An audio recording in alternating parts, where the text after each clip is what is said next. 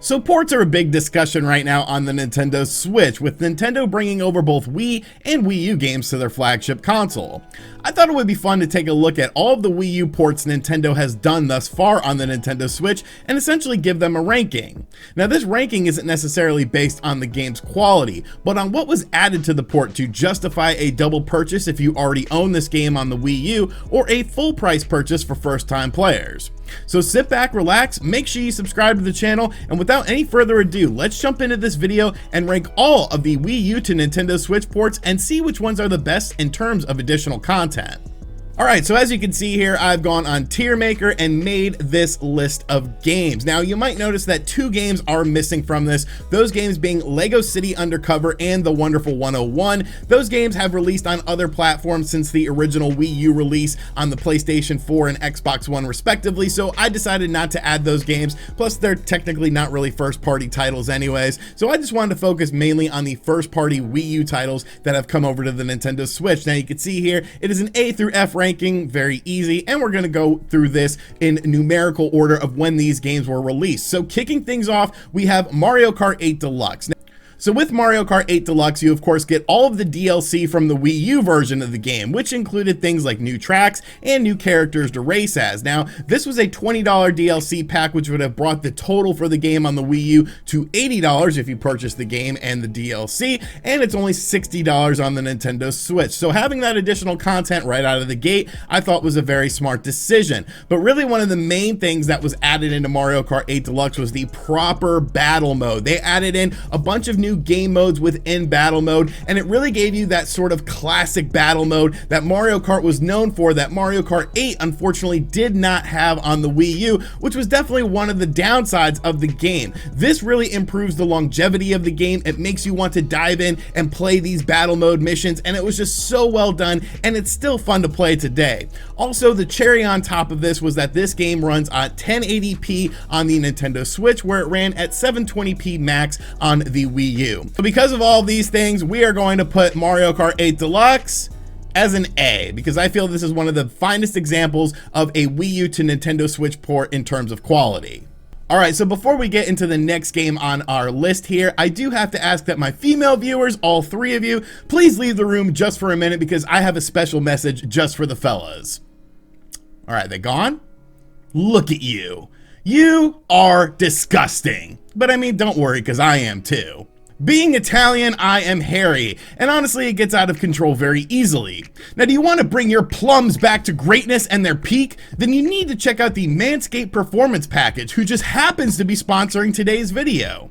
The Performance Package comes with the Lawnmower 3.0 for your chest, plums, whatever you feel like needs to be nice and smooth. Featuring skin-safe technology and the ability to use it wet or dry, this thing will chop down any forest you are dealing with to let your tree stand proud. It also comes with the Weed Whacker for nose and ear hair, the Crop Preserver, Crop Reviver, and you get a free carrying bag and anti-chafing moudons, or boxers as they're known in the United States. Check out the link in the description box down below and use the promo code RGT to save 20% off your order with free shipping as well. Take care of those plums, man. Alright, let the ladies know that they can come back in the room now. Our next release was Pikmin Tournament DX, which was an interesting fighting game that was done by Bandai Namco and Nintendo. Now, this released on the Wii U and also in arcades, and the Wii U version was a solid game, but we're here to look at what was added into the Nintendo Switch version of the game. Now, you do get 4 additional fighters from the arcade version of the game, and an exclusive fighter with Decidui. I don't know how to say that. It's weird Pokemon stuff. I'm not the biggest Pokemon fan in the world. Now, also in Pikmin Tournament DX, they also added in new game modes exclusive to the Nintendo Switch version, and the game does run at 1080p natively when it is docked. So while it wasn't nearly as impressive as what was added into Mario Kart 8 Deluxe, I still think what they did with Pikmin Tournament was very good. By adding in new game modes and new fighters into the game, of course, you have a lot to learn about these new fighters, and considering how many Pokemon are out there, it's obviously something that could have potentially even expanded upon more. But as it stands, I think they did a solid enough job with Pikmin Tournament DX, and I'm willing to give Pikmin Tournament DX a B.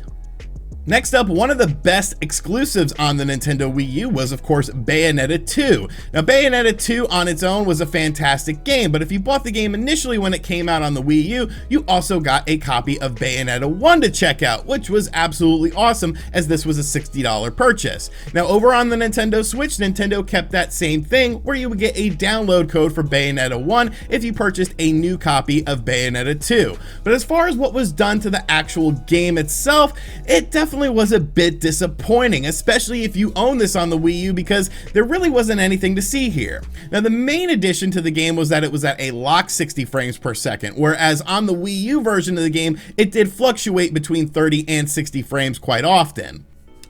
There were some cool costumes that you could unlock in the game as well by playing the game, such as Samus, Fox McCloud, and more. And instead of having to actually play through the game, there was now amiibo support to the game, where if you had the appropriate amiibo, you could unlock those characters without having to do the gameplay required to do it. But beyond that, the game is essentially the same. There was no additional content, no additional missions, nothing was really done to this version of the game to sort of make it stand out from the Wii U version of the game. I still think it's a fantastic game, don't get me wrong, but the Nintendo Switch version of the game just didn't really do much to sort of push the envelope and improve upon things. It still runs at 720p just like it did on the Wii U, so because of that, we're gonna have to put Bayonetta 2 as a D.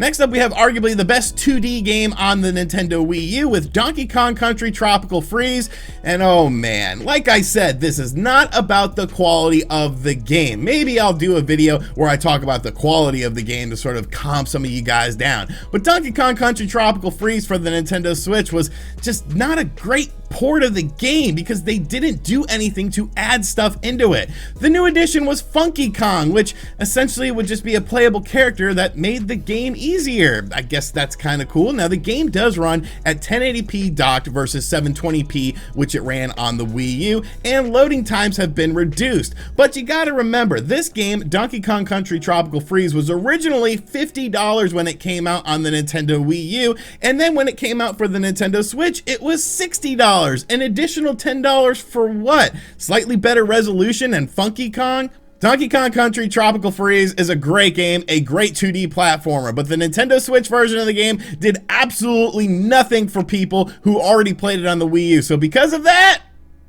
it's an F. Next up on the list, we have Captain Toad Treasure Tracker, which is a game that I really enjoyed this budget title. I bought it on the Wii U, I bought it on the Switch, and I just really enjoyed this game. But like I said, we're talking about what was done to the game to improve it for the Nintendo Switch version. Now, Captain Toad Treasure Tracker originally on the Wii U had Super Mario 3D World inspired levels, which have been replaced by Super Mario Odyssey themed ones. Personally, I like the Super Mario Odyssey themed ones better because I love Super Mario Odyssey as a game, but sort of taking away content, even though you're adding in additional content, it's not the best look in the world.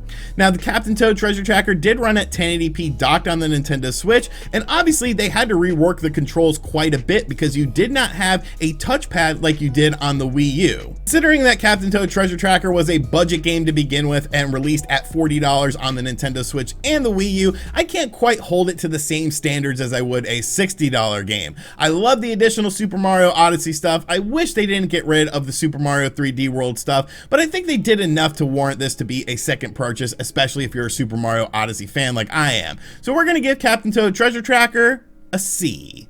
The next game that Nintendo brought over to the Nintendo Switch from the Wii U was Hyrule Warriors Definitive Edition. Now, Hyrule Warriors originally released on the Wii U and then actually got a port to the Nintendo 3DS with Hyrule Warriors Legends. Now, Hyrule Warriors Legends actually added in additional content into the game and some new gameplay mechanics. So for Hyrule Warriors Definitive Edition, they took all of the additional content from the 3DS version and the new gameplay mechanics and brought them into the Nintendo Switch version. You're getting all of the DLC and things that were added into the 3DS version of this game, such as tons of additional content, characters, adventure maps, and so much more.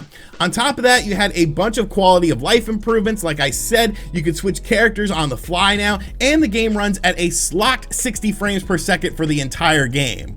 Hyrule Warriors was an awesome game. Hyrule Warriors Legends really improved upon it by adding in additional content, and by taking all the improvements done with Hyrule Warriors Legends but putting it in a consoleized version of the game and bumping it up to 60 frames per second, there's tons of value in this game, even if you played Hyrule Warriors to death on the Nintendo Wii U. So Hyrule Warriors Definitive Edition gets an A.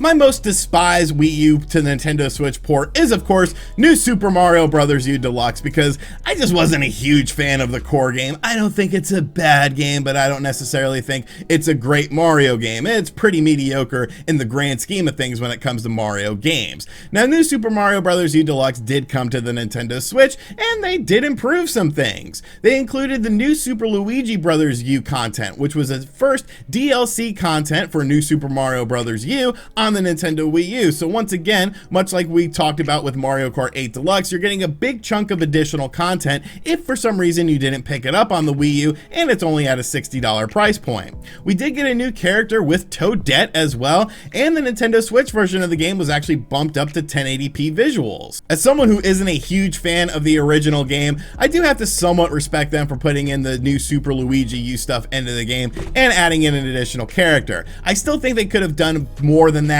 Obviously, a game like Mario Kart 8 Deluxe had that battle mode added into it, and there really wasn't anything really substantial added to New Super Mario Bros. U Deluxe. But because of that, I will give this game a C. Next up is Tokyo Mirage Sessions for the Nintendo Wii U, which was brought over as Tokyo Mirage Sessions Score FE Encore. I hope I'm saying this right. Now, this is the one game that I had to look up and actually research because I didn't pick up this game on the Wii U. I didn't pick it up on the Switch, but from what I've gathered, there is a new story mission, which is allegedly on a bit of the short side. They added in some new music to the game and new party members based on both Atlas and Fire Emblem games. They also did some quality of life improvements, such as speeding up battle animations if you wanted to, and load times were also reduced from the Wii U version substantially. Now, there was a lot of controversy surrounding the core version of the game, as Nintendo used the Western-based version, which featured costume adjustments to make things less sexual, which some people were really mad about, to the point of where Nintendo actually offered refunds on pre-orders for this game for Japanese gamers. New characters, new music, a new story mission. I mean, all of that sounds really good to me. Now, I haven't experienced this game before, as I did not buy it on the Wii U, I didn't buy it on the Switch, and I probably never will, so I'm going to rank this one a bit on the high side. Let me know in the comments section down below, though, if you have played both versions of these games and what you think of it. But for me, just based on what I read, additional content is a good thing, so I'm going to give this game a B. Next up, Pikmin 3 Deluxe for the Nintendo Switch. Now, Pikmin 3 was a kind of a cult classic on the Nintendo Wii U. Honestly, the Pikmin franchise in general is a bit of a cult classic, and they did some things to Pikmin 3 Deluxe. They included some side stories that have been added in as additional content. You're gathering treasure or parts on missions with Oliver and Louie. There's a Piklopedia, which helps you track the enemies you've encountered, there's badges, and there is local multiplayer. Now, one thing they had to do with this game, obviously, was rework the controls, because you don't have the Nintendo Wii U gamepad anymore, but from the demo of the game, I did like the controls. However, there is one thing that I found very puzzling with this game.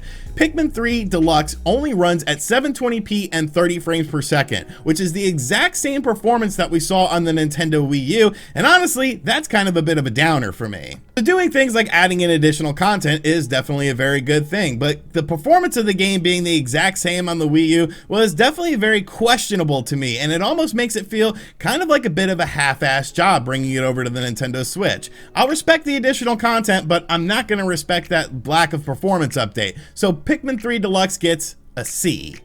And our final game is, of course, the most recent game, which is Super Mario 3D World plus Bowser's Fury. And what can you say about this game? I, of course, did a full review of it, but they added in a bunch of stuff, both into Super Mario 3D World, and then, of course, the whole Bowser's Fury thing. Super Mario 3D World now runs at 1080p natively. And, of course, there is online multiplayer, which was one of the big drawbacks of the original game on the Nintendo Wii U. It now has that online multiplayer where you can play with your friends, and this is a game game that's supposed to be played with multiple people just because of how the levels are drawn out.